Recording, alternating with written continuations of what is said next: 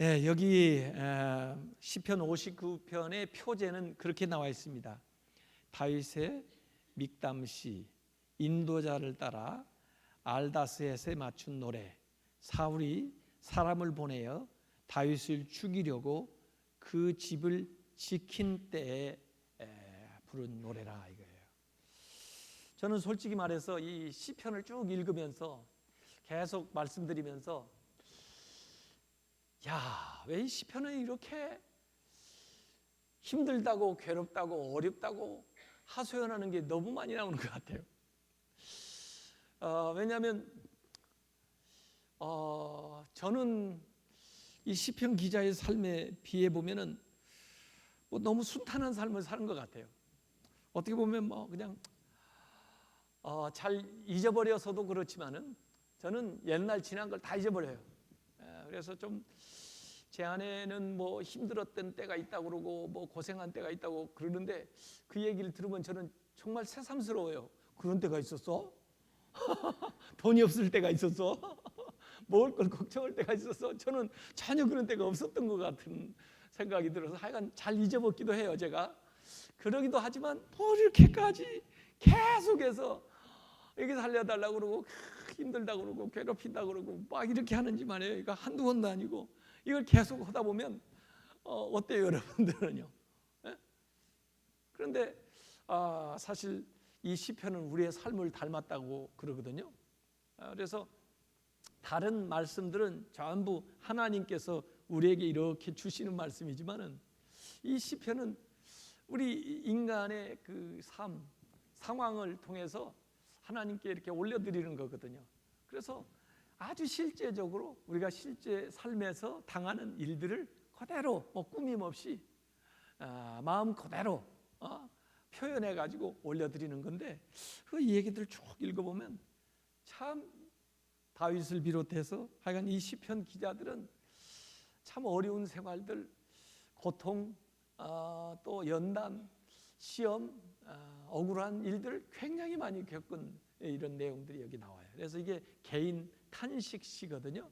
근데 오늘 표제에 붙어 있는 말 그대로 자기가 있는 집에 자기를 죽이려고 하는 사람이 보낸 그 자객들, 군사들이 겹겹이 딱 둘러싸가지고 포위를 하고 좁혀 들어오는 거예요. 자기를 잡으려고 하는 그 상황에서 요 시를 써 나가는 겁니다.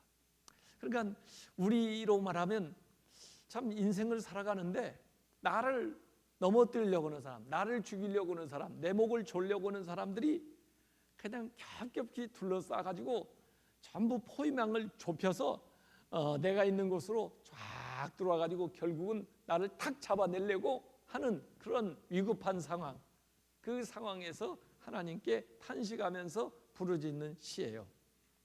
이게 실제로 사무엘상 19장 11절부터 17절까지 나오는 상황인데 그 사무엘상 19장에는 사울이 다윗이 미갈의 집에 있다는 이야기를 듣고 군사를 보내가지고 그 다음에 그걸 포위를 해서 도망가지 못하도록 아주 물샐 틈 없이 딱 짜가지고 그 다음에 싹 이제 집으로 포위망을 좁혀오는 그 상황이에요. 그걸 사울만 알고 있는 게 아니고 그 안에 있는 다윗도 알고 있는 거죠. 그런데 이제 도망갈 그 방법이 없잖아요. 그래가지고 미갈은 누구예요? 사울의 딸입니다. 그런데 다윗하고 결혼한 사람이죠. 자기 사위인데도 그렇게 이 사울이 다윗을 죽이려고 그러고, 그 다음에 이게 미갈은 자기 아버지가 부당하니까 사실 미갈뿐이 아니에요. 사울의 아들 요나단도 그 같은 장에 나와요. 아버지한테 가서 다윗을 변호해요. 아니 아버지, 다윗이 아버지한테 뭘 잘못했다고 그러십니까? 그러지 마세요. 그리고 다윗한테도 요나단이 그랬어요. 뭔가 오해가 있을 거다. 내가 가서 알아볼 테니까 가만히 좀 있어봐라. 절대 아버지가 당신을 죽이려고 하는 거 아닐 거다. 뭔가 오해가 있는 것이다. 근데 가서 실제로 알아보니까 아버지가 죽이려고 그런 거잖아요. 그래서 다윗한테 할 수 없다. 도망가야 된다. 이렇게 하고 미갈도 아니 아버지가 부당하게 사울이 잘못한 거 없는 것 다윗이 잘못한 거 없는 것 같은데 다윗을 죽이려고 오니까 여기 이제 미갈이 위장을 해서 탈출을 시키는 이야기가 나옵니다. 그래가지고 방에다가는 우상, 그러니까 뭐 어떤 마네킹이나 뭐 이런 거죠. 그래가지고 다윗이 아파서 지금 누워 있다고 그렇게 하고 침대에다가 사람이 누워 있는 것처럼 다 꾸며놓고, 그다음에 다윗은 광주에다 담아가지고 창문을 열고 성 밖으로 내려가지고 그다음에 도망가도록 시간을 이제 벌어주는 상황이에요. 그래가지고 다윗이 사실은 거기서 또 구사일생으로 그 창으로 빠져나가가지고 그다음에 성 밖으로 도망가서 자기 목숨을 구하는 그 얘기가 사무엘상 19장에 나옵니다. 그래서 여기 왕이 불의한 일을 자꾸 행하니까 뭐 순종은 하기는 해야 되지만은 그 성경에는 이 불의한 일에 대해서는 그 불복종하는 이야기도 나와요. 심지어 요나단, 미갈도 아버지의 그 불의한 명령과 행동에 대해서는 협조하지 않는 그것과 다르게 행동하는 요게 이제 성경에 나오고, 그걸 또 성경은 지지해요. 그래서 성경은 어찌 보면은 힘 있는 자 뭐 이런 사람들의 편에 서 있다기보다는 정의로운 편에 서서 성경을 해 나가는 건데, 이게 이제 가만히 오늘 표제도 오늘 제목 제가 그 정하기를 주는 나의 요새 그랬는데, 우선 사울의 군대가 나를 이렇게 에워싸올 때 그게 위험하죠. 그게 눈에 보이죠. 나를 지금 죽이려고 군사들이 위협이 스물스물 일어나가지고 매복을 했든지 조금 보이든지 하여간 나를 향해서 쫙 오는 게 눈에 보이죠. 근데 그것만 보이면 안 된다고 말이죠. 사울도 나를 에워싸고 나에게 이렇게 다가오지만, 사울도 다윗을 지켜보고 있지만 누구도 다윗을 지켜보고 있을까요? 하나님도 나를 지켜보고 있다는 것을 여기 얘기를 하는 거예요. 그래서 밖에서 이렇게 싸고 들어오는데 그 다음에 하나님께서 나를 보호해 주시는 산성, 요새, 피난처, 이것으로 나를 싹 두르고 있는 거예요. 이렇게. 그래서 저기 멀리에서 가까이 오는 사울의 군사만 보이고, 이 가까이서 나를 이렇게 진쳐가지고 요새, 그 다음에 산성으로 이렇게 두르고 있는 그 하나님이 안 보이면 안 되죠.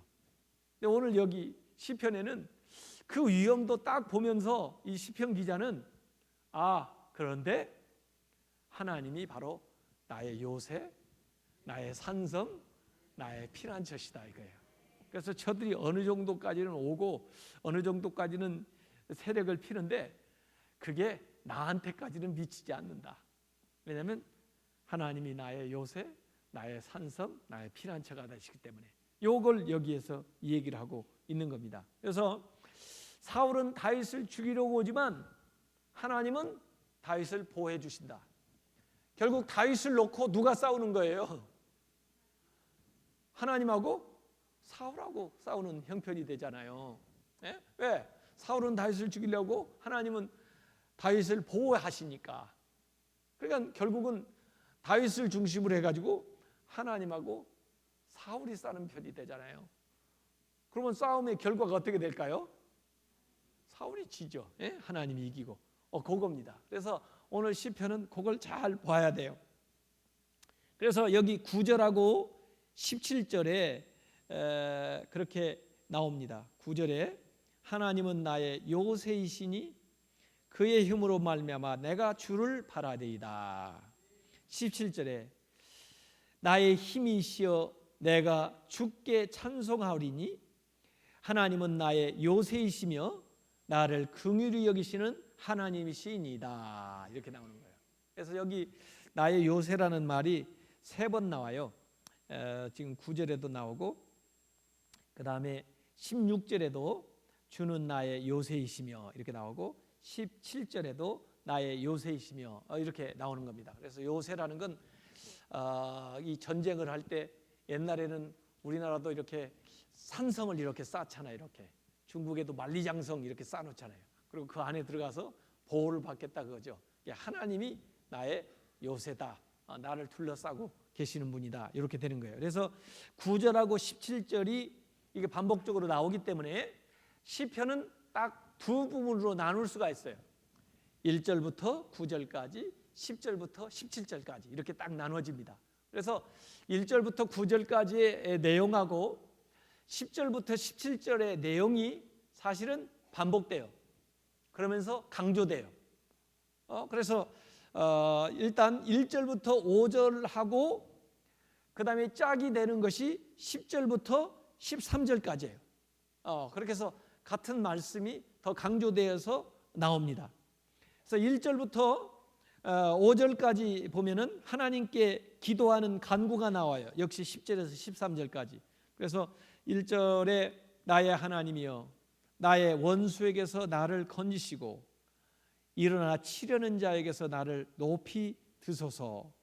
악을 행하는 자에게서 나를 건지시고 피 흘리기를 즐겨하는 자에게서 나를 구원하소서.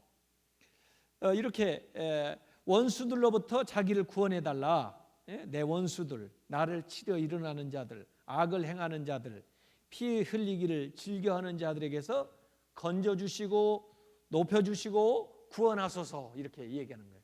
건져주시고 높여주시고 구원하소서. 그래서 이 전쟁에 비유를 해가지고 그들이 나의 생명을 해하려고 엎드려 기다리고 강한 자들이 모여 나를 치려하오니 여호와여 이는 나의 잘못으로 말미암도 아니요 나의 죄로 말미암도 아니로소이다. 내가 허물이 없으나 그들이 달려와서 스스로 준비하오니 주여 나를 도우시기 위하여 깨어 살펴주소서. 이렇게 이제 여기 기도를 하고 있어요. 그래서 그 다음에 5절에 주님은 만군의 하나님 여호와 이스라엘의 하나님이시오니 일어나 모든 나라들을 벌하소서. 악을 행하는 모든 자에게서 은혜를 베풀지 마소서 그랬습니다. 이렇게 해서 여기 전쟁의 비유를 해가지고 그들이 매복해가지고 그 다음에 공격하고 달려들고 준비한다 이런 거예요. 그런데 자기의 그 무죄를 고백하는 거예요. 나는 잘못이나 죄나 허물 그들에게 그렇게 당할 만한 이런 것들이 없으니까 깨어서 나를 살펴주소서. 일어나 그들을 벌하소서. 그 악한 자들에게 은혜를 베풀지 마소서. 이렇게 하나님 앞에 간구하는 겁니다. 그래서 원수들로부터 자기를 구원해달라고 하나님 앞에 간구하는 내용이 1절에서 5절까지 나와요. 자, 그런가 하면 아까 얘기한 대로 10절부터 13절까지도 역시 하나님에게 아뢰는 내용이 거기 나옵니다. 이건 아마 믿음의 어떤 확신이 있기 때문에 믿는 하나님에게 기도하는 거예요. 나의 하나님이 10절 그의 인자심으로 나를 영접하시며, 하나님이 나를 영접해 준다는 거예요. 나를 받아들여주고 하나님이 나의 원수가 보응받는 것을 내가 보게 하시리다. 그 원수들이 하나님에게 심판을 받는 것을 내 눈으로 보게 하시리다 말이죠. 그러면서 그들을 죽이지 마옵소서. 그들을 심판하기는 하는데 죽이지 말라고 이렇게 기도를 해요. 그거 보면 참 재밌어요. 나의 백성이 잊을까 하나이다. 한 번에 그냥 죽이지 말고 두고두고 혼내주라 이거예요. 이게 참 재밌는 기도예요. 유병헌 씨가 죽고 나니까 참 안타깝잖아요. 왜 그게 죽었죠, 그분이? 어쨌든 있어서 어떻게 된 것인지 이렇게 조사도 하고 이렇게 해서 뭔가 우리가 교훈을 받을 것을 교훈을 받고 뭔가 잘못한 것이 무엇인지를 다 알아서 사람들이 그걸 고치고 이렇게 좀 했으면 좋겠는데, 이분이 어떻게 감시가 소홀하고 어떻게 한 차례 어떻게 돌아가셨는지 모르지만 돌아가셨단 말이에요. 돌아가시고 나니까 사실은 이제 미궁에 빠질 일들이 많이 생깁니다. 모르는 게 뭐고 왜 죽었는지도 지금 타살인지 자살인지 뭐 이렇게 언제 죽었는지 무슨 요인 때문에 죽었는지 그 사람이 어떻게 어디 재산을 해놨는지, 어떻게 그걸 모았는지, 뭐 이런 거 아무도 이게 지금 제대로 찾아낼 길이 막막하잖아요. 예. 그러니까 우리가 뭐예요? 교훈을 받기가 어렵잖아요. 그래서 여기 악한들을 이 생포라는 거죠. 생포. 죽이지 말고 살려가지고 그 다음에 사람들로 하여금 교훈을 받도록, 사람들이 두고두고 그 잊어버리지 않도록, 또 그렇게 하면 안 되겠구나, 그러니까 혼나는구나, 그래서 저 사람이 그렇구나, 이것들을 받게 해달라는, 이게 여기에 담겨 있는 거예요. 그들을 죽이지 마옵소서. 나의 백성이 잊을까 하나이다. 잊으면 어떻게, 또 반복되니까. 그래서 이렇게 기도하는 거예요. 우리의 방패 되신 주여, 주의 능력으로 그들을 흩으시고 낮추소서. 죽이지는 않지만 그들을 흩고 그 다음에 그들을 주님의 능력으로 낮추라 이거죠. 높은 자리에 있어서 그 힘 가지고 저렇게 기고망하고 그 다음에 교만하니까 낮추라는 거죠. 그들의 입술의 말은 곧 그의 입의 죄라. 그들이 말하는 저주와 거짓말로 말미암아 그들이 그 교만 중에서 사로잡히게 하소서. 그래서 그들이 말로 저주하고 거짓말하고 교만하게 행하는 이런 것들을 주님께서 그들 스스로에게 돌아가도록, 그 말한 것이 또 저주한 것이 자기 스스로에게 돌아가도록 그렇게 해달라, 이렇게 이제 기도하는 거예요. 그래서 진노하심으로 소멸하시되 없어지기까지 소멸하사 하나님이 야곱 중에서 다스리심을 땅끝까지 알게 하소서.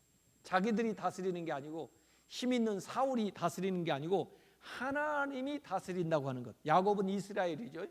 하나님이 이스라엘 가운데 다스리심을 땅끝에 있는 사람들까지 모두 다 알 수 있도록 이번 이 사건을 활용해 가지고 하나님이 역사해 달라, 이걸 이제 하나님 앞에 얘기하는 거예요. 그래서 하나님 나를 영접해 주시고 그 하나님의 그 요새, 하나님의 산성 피난처에 나를 받아들여 주시고, 그 다음에 제가 그 안에서 저 원수들이 보응받는 것을 똑똑히 볼 수 있도록 그렇게 하나님께서 저들을 흩으시고 낮추시고, 또 그들이 말한 것들은 전부 그들에게 돌아가는 거, 그렇게 해서 그 하나님이 이 모든 것을 다스린다고 하는 것을 알게 해 주십시오. 이것이 하나님에 대한 간구예요. 그래서 앞에 1절에서 5절까지 간구가 나왔고 10절에서 15절까지 다시 그것을 심화하면서 더 깊이 확신 있게 하나님 앞에 아뢰는 기도입니다. 두 번째 부분은 6절 7절에 나오고 그 다음에 짝으로 14절 15절에 나오는 거예요. 그래서 이건 원수들에 대한 탄식이 나옵니다. 두 번째는. 그래서 6절 7절의 원수들에 대해서 뭐라고 얘기했느냐, 원수들이 저물어 돌아와서, 저문다는 것은 저녁 해가 이렇게 져가지고 그때 돌아와서 밤에 개처럼 울며 성으로 두루 다니고. 밤에 돌아다니면 위험해요. 왜? 밤에는 위험한 것들이 많아요. 그래서 이게 낮에는 나타나지 않다가 밤에는 그 성 안으로 어스렁거리면서 이 주인 없는 이 들개, 도둑개처럼 막 울면서 성을 두루 다니고, 그러면서 막 으르렁거리고 막 돌아다니겠죠. 그들의 입으로는 악을 토하며, 마치 거품을 묵듯이 말이에요. 입으로 악을 토하며 그들의 입술에는 칼이 있어. 날카로운 칼이 입술에 있어서 누가 드리려 하나이다.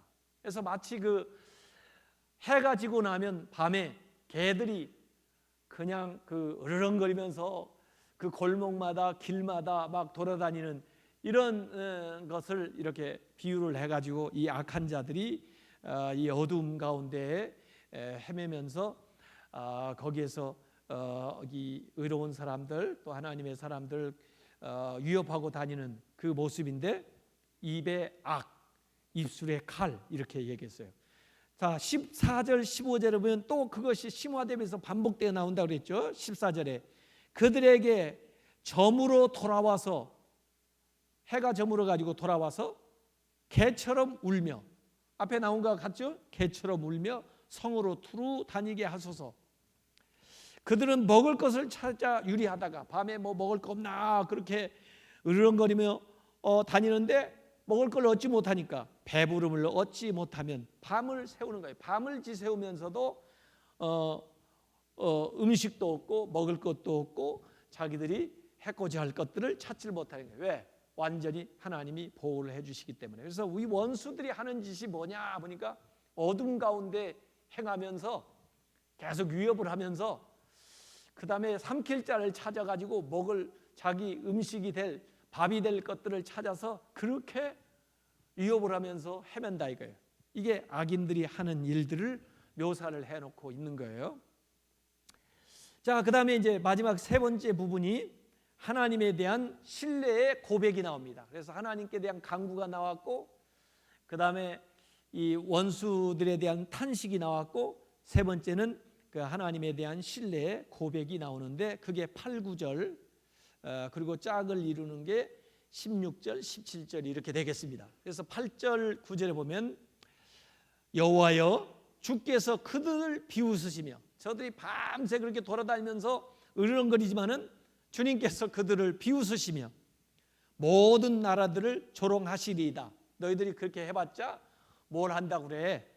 너희들은 아무것도 얻지를 못할 거야. 마치 그 성 위에서 성 밖에 이렇게 돌아다니는 자들 이렇게 아래로 내려다보면서 하는 것과 마찬가지죠. 하나님께서 위에서 그들을 보시면서 비웃으시고 그 나라들이 행하고 또 계획한 일들을 조롱하시리다. 하나님은 나의 요새이시니 그의 힘으로 말미암아, 하나님의 힘으로 말미암아 내가 주를 바라리이다. 바란다는 것은 소망하는 거예요. 하나님의 그 힘 때문에 내가 하나님을 소망합니다. 이런 얘기죠. 16절에 역시 그 밤새 이들이 돌아다닌다고 그랬잖아요. 근데 나는 주의 힘을 노래하며, 아까 그 주의 힘으로 말미암아 주님을 내가 바란다고 그랬는데 그 주님의 힘, 주님의 능력을 노래하며, 아침에 그 저녁에는 저들이 막 으르렁거리며 돌아다녔잖아요. 밤새도록 돌아다녔잖아요. 그래도 아무도 삼키지 못했잖아요. 근데 그 밤이 지나가지고 아침이 오는 거예요. 아침에 주의 인자하심을 높이 부르오리니. 이제 밤 지나고 아침이 왔어요. 주의 힘을 노래하면서 높이 주님의 인자하심을, 주님의 인자하심, 주님의 인애, 사랑을 베푸시는 그것을 높이 부르오리니, 찬송한다는 얘기죠. 주는 나의 요새이시며 나의 환난 날의 피난처이심이라. 나의 힘이시여. 이 힘이라는 말도 계속 나오죠. 그래서 아까 9절에도 그의 힘으로 말미암아 그랬고, 16절에도 주의 힘을 노래하며 그랬고, 여기 17절에도 나의 힘이시여. 누가 나의 힘이에요? 하나님이 나의 힘이죠. 나의 힘이시여 내가 주께 찬송하오리니 하나님은 나의 요새이시며 나를 긍휼히 여기시는 하나님이시니이다 이거예요. 그래서 이 상황을 여러분이 가만히 생각을 해보세요. 적군들이, 나를 넘어뜨리려고 하는 사람들이 전부 이 성을 두르고 나에게 오는데, 그런데 그들만 보이는 게 아니라 하나님이 딱 진을 쳐주는 거예요. 이렇게 그래가지고 요새 또 피난처로 산성으로 나를 딱 두르는 거예요. 그래서 저들이 아무리 어스렁거리고 돌아다니고 으르렁거리고 위협을 해도 아무 염려가 없는 거예요. 왜? 하나님이 나를 지켜주니까. 그래서 옛날에 이제 엘리야 시절에 보면은 이방 나라가 막 쳐들어와가지고 성을 에워싸잖아요. 아유, 이 게하시는 그 둘러싼 군대들만 보고 막 두려워가지고 아유 큰일 났습니다. 이제 우리는 금방 죽겠습니다. 그러는데 엘리야가 이 엘리사가 그 눈을 열어서 저들을 보게 해달라고 그러잖아요. 그래서 천군 천사가 엘리사와 그 성을 이렇게 아우르고 있는 그 모습을 이 게하시가 딱 보는 거죠.